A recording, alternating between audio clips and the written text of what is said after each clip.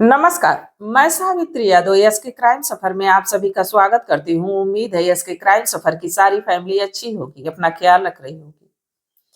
आज मैं जिस सच्ची घटना को लेकर आप लोगों के बीच हाजिर हुई हूँ, बेहद हैरान कर देने वाली। दरअसल बिहार प्रदेश का एक जिला लगता है बेगूसराय, और इसी बेगूसराय का एक थाना लगता है तेहरा थाना।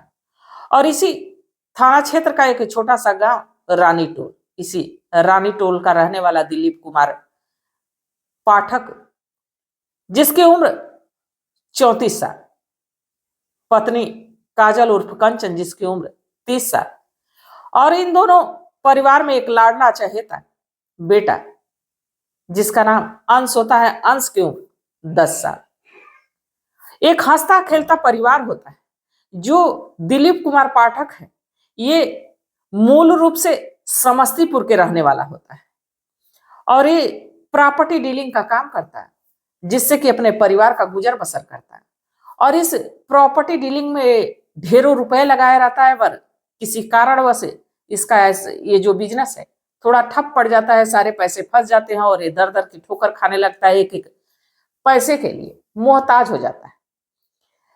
तभी ये दिलीप कुमार, जो कि अपनी पत्नी और अपने बेटे अंश को ये रानी टोल यानी अपने ससुराल ले जाके छोड़ देता है। और जब ससुराल में अपने छोड़ देता है, इसके बाद ये फिर से समस्तीपुर चला आता है और समय समय पे अपनी पत्नी अपने बेटे से मिलने के लिए जाता रहता है। और ये ठान लेता है कि जब तक उसकी स्थिति सुधर न जाए तब तक पत्नी और बच्चे को लाऊंगा नहीं। इसलिए ये जो कंचन है उसके मायके में ले जाके उसको छोड़ देता है और अंश का उसी गांव में ही, इसी रानी टोल में ही एक प्राइमरी स्कूल में एडमिशन करा दिया जाता है।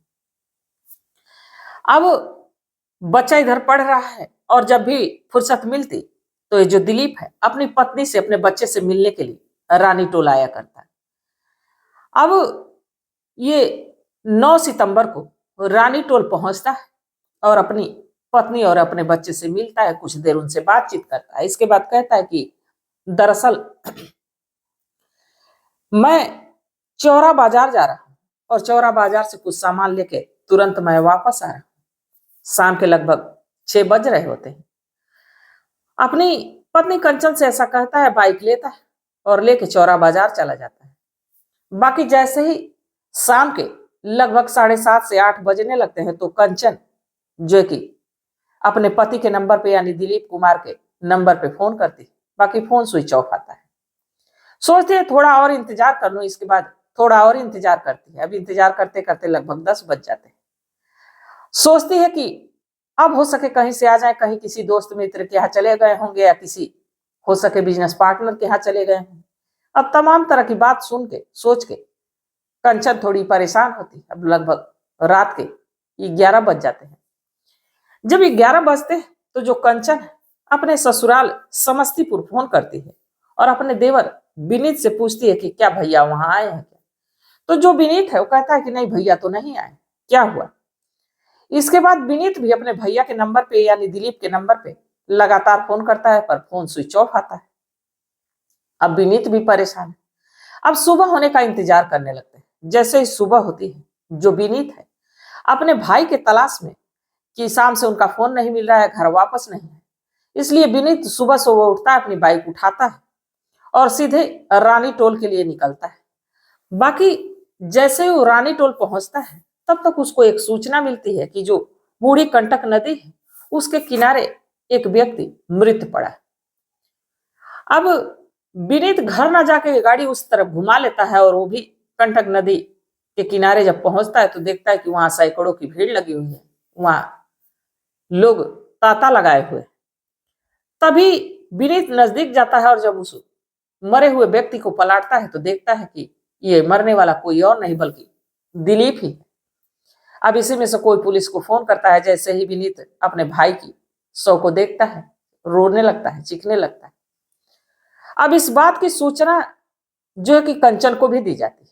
कंचन भी जब ये बात सुनती तो वो भी अपने बेटे को लेकर रोती बिलखती उस कंटक नदी के किनारे पहुंचती है। तब तक पुलिस भी पहुंचती है। पुलिस डेड बॉडी को अपने कब्जे में लेती है, पोस्टमार्टम के लिए भेजती है। बाकी ये देखने से साफ ये पता चल रहा था कि पीछे से किसी तेज धारदार हथियार से इस दिलीप के ऊपर वार किया गया। अब जब विनीत से पुलिस वाले पूछते हैं तो विनीत कहता है कि हम तो ऐसे किसी व्यक्ति को जान नहीं रहे हैं जिससे कि भैया की इतनी गहरी दुश्मनी हो कि जो कि ये काम कर सके, ऐसा अंजाम दे सके। और साथ ही ये जो काजल उर्फ कंचन रहती है उससे भी पूछा जाता है कि आपके पति के कोई दुश्मन हो, कोई ऐसा व्यक्ति हो जो कि ऐसी चोट पहुंचा सके। तो कंचन भी मना कर देती है, कहती है कि मुझे कुछ इस बारे में पता है नहीं, पर हाँ हमारे पति प्रॉपर्टी डीलिंग का काम करते थे तो तमाम तरह के उनके दुश्मन भी थे, तमाम तरह के दोस्त भी थे, तो हम क्या कह सकते हैं किसी के बारे में। अब पुलिस यहीं से हैरान है, परेशान है, ना कोई सबूत है, ना कोई सुराग है, ना कोई सीसीटीवी कैमरा है, क्योंकि नदी का किनारा था। अब पुलिस के पास अब कोई ऑप्शन नहीं था। अब अज्ञात लोगों के खिलाफ मुकदमा दर्ज करती है और इस केस पे कार्रवाई शुरू करती है, कई खबरियों को अलर्ट कर देती है। बाकी मामला कुछ निकल के सामने नहीं आता। तभी इस जो कि दिलीप की कॉल डिटेल निकाली जाती है, उसमें से भी कुछ नहीं मिलता है। इसके बाद पुलिस अब दिलीप की पत्नी कंचन की कॉल डिटेल निकालती है, और जब कंचन की कॉल डिटेल निकालती है तो एक नाम ऐसा आता है जिस व्यक्ति का नाम लक्ष्मण पासवान होता है और इसकी उम्र लगभग 31 साल होती है, और इस नंबर पे लगभग 13 महीने के भीतर 13 से 1400 बार कॉल की गई रहती है। इस पे ज्यादातर बात हुई रहती है।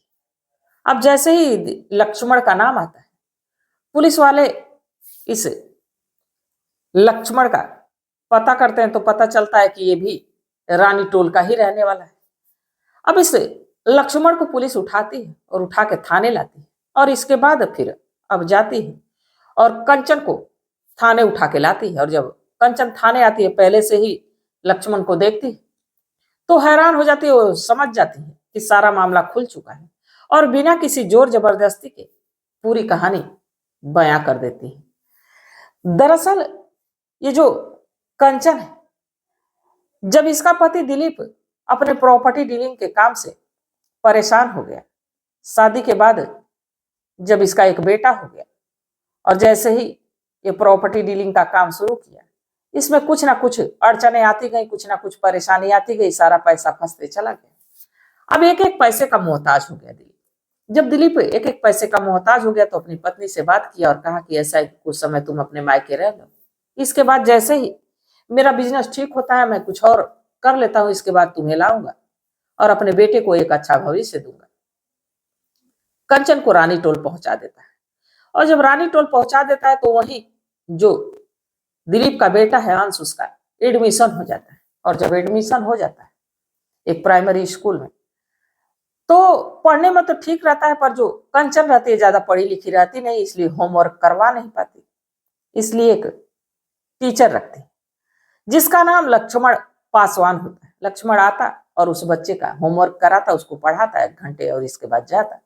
अब धीरे धीरे पढ़ाते पढ़ाते अब इस अंश से ये जो लक्ष्मण है अब ज्यादा ही दुलार दिखाने लगता है, एकदम अपनी बेटे की तरह।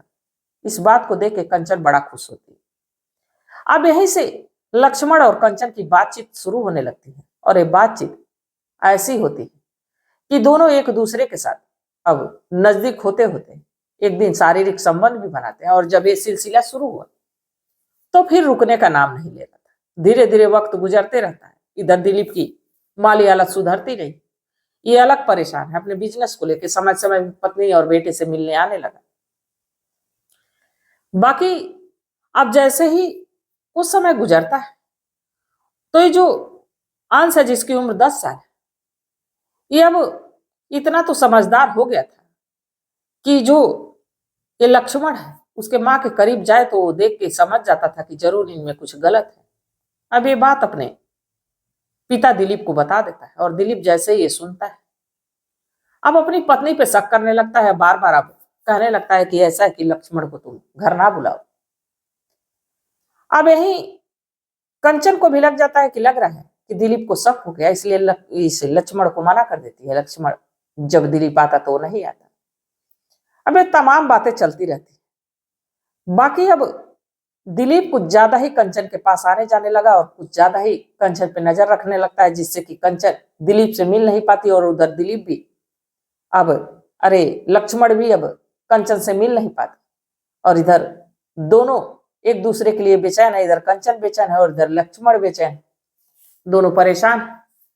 तभी कंचन कहती है कि मेरे पति के जीते जी यह संभव नहीं है कि हम दोनों मिल पाएंगे, इसलिए कोई उपाय किया जाए, कोई रास्ता। अब यहीं से खौफनाक प्लान बनाती है और एक दिन अपने पति से कहती है कि ऐसा है कि मैं एक ऐसे बाबा को जान रही हूँ जो कि कुछ पूजा पाठ कराने के लिए कहे हैं। इसके बाद कहें कि तुम्हारी पति का जो बिजनेस है वो ठीक ठाक हो जाएगा और पैसा का स्रोत अच्छा बन जाएगा।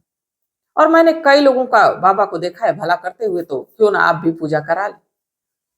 इसके बाद दिलीप अब दर दर की ठोकर खा रहा था, अपनी पत्नी की बात को मान जाता है और जब मान जाता है तो एक दिन ये दोनों प्लान करते हैं और प्लान के तहत ये जो दिलीप की पत्नी है कंचन, वो बाजार जाती है, एक धारदार हथियार खरीद के लाती है और लाके घर में छुपाई रहती है। और जैसे ही जब दिलीप अपने ससुराल यानी रानी टोलाता है तो कहते हैं कि ऐसा कि बाबा आज चौरा बाजार में मिलेंगे, इसलिए आप जाइए और उनसे मुलाकात करिए, कुछ सामान पूजा के वो बताएंगे, ले लीजिएगा, जाके पूजा करा के आप जल्द से जल्द घर वापस आइए। अब शाम के 6 बज रहे थे और इधर अपने आशिक लक्ष्मण को भी कहती है कि अब हम लोग का प्लान कामयाबी के तरफ आगे बढ़ रहा है, आप जो कि बाबा बन के चौरा बाजार चले जाओ। अभी बाबाओं के भेष में जो कि एक भेड़िया अब पूरी तरह से बाबा का भेष बनाता है, धोती कुर्ता भगवा पहनता है, इसके बाद चंदन टीका कर लेता है जिससे कि पहचान नहीं कोई पाए कि ये लक्ष्मण है। रात के अंधेरे में दिलीप से मिलता है, दिलीप से कहता है कि मैं वही बाबा हूं जिसके लिए आपकी पत्नी बताई।